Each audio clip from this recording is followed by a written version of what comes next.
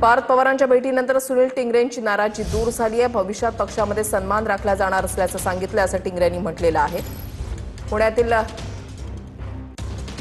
सुनील टिंगरेंची पार्थ पवारांसोबत ही बैठक जी आहे ती झालेली आहे। पुण्यातील राष्ट्रवादीच्या उमेदवारीवरून टिंगरेंची नाराजी आता दूर झाल्याची माहिती मिळते।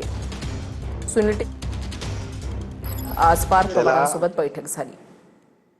हे पहा, पक्षांनी घेतलेला, आमच्या श्रेष्ठींनी घेतलेला निर्णय आम्ही सगळ्यांनी मान्य केला आहे।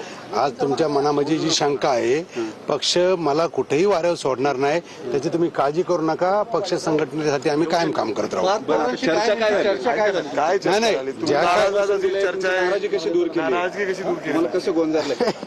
आता ह्या पहा, आता पक्षामध्ये काही वेळेस असे सिच्युएशन येतात, ते निर्णय घ्यावा लागतात। त्यांनी तो निर्णय घेतला। निश्चितपणे येत्या काळामध्ये म्हणजे मला वाऱ्यावर सोडणार नाही।